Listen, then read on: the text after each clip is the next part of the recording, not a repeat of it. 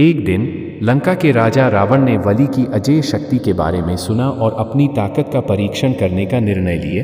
वह किष्किंधा पहुंचा, जहां बलि अपने संध्या वंदन कर रहे थे, समुद्र के किनारे। रावण ने बलि पर पीछे से हमला करने की कोशिश की, लेकिन बलि ने अपनी प्रार्थना जारी रख।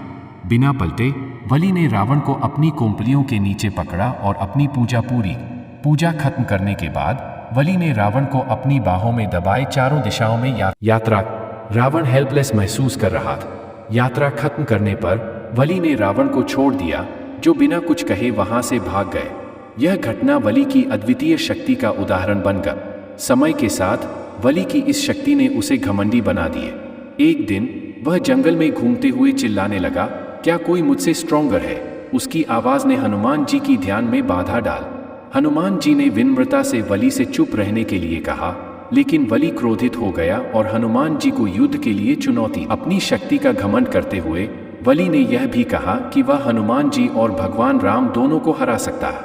भगवान राम का अपमान सुनकर हनुमान जी का धैर्य टूट गया और उन्होंने बलि की चुनौती स्वीकार की। युद्ध से पहले ब्रह्मा जी ने हनुमान जी के सामने आकर उन्हें बलि से लड़ाई न करने की सलाह दी। उन्होंने बताया कि बलि को एक विशेष वरदान प्राप्त था, जो भी बलि से लड़ेगा उसकी आधी शक्ति बलि द्वारा अवशोषित कर ली जाएगी। लेकिन हनुमान जी ने भगवान राम के अपमान का बदला लेने के लिए लड़ने का निर्णय लिया। ब्रह्मा जी ने हनुमान जी से कहा कि वह अपनी शक्ति का केवल 1 हिस्सा ही प्रयोग करे। हनुमान जी ने इस शर्त को स्वीकार किया और ब्रह्मा जी के आशीर्वाद से बलि का सामना करने के लिए तैयार हो गए। अगले दिन हनुमान जी और बलि आमने सामने थे। जैसे ही लड़ाई शुरू हुई, बलि का वरदान सक्रिय हो गया और हनुमान जी की आधी शक्ति बलि में प्रवाहित होने लग।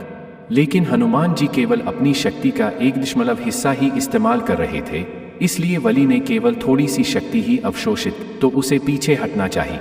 बलि ने स्थिति की गंभीरता को समझा और ब्रह्मा जी की सलाह मानकर युद्ध के मैदान से भाग गए। जब वह सुरक्षित स्थान पर पहुंचा तो उसका शरीर सामान्य हो गया और वह हल्का महसूस करने लगा। गहरी खेद के साथ बलि हनुमान जी के पास लौटा, उनके चरणों में गिर पड़ा और अपने घमंड और भगवान राम के अपमान के लिए क्षमा मांगी। यह कहानी हमें यह सिखाती है कि घमंड और अहंकार हमेशा बुरे परिणाम लाते हैं, जबकि विनम्रता और आत्मज्ञान हमें सच्ची ताकत प्रदान करते हैं। यदि आपको यह वीडियो पसंद है तो कृपया इस तरह के और वीडियो पाने के लिए मेरे YouTube चैनल को सब्सक्राइब करें और घंटी आइकन दबाएं।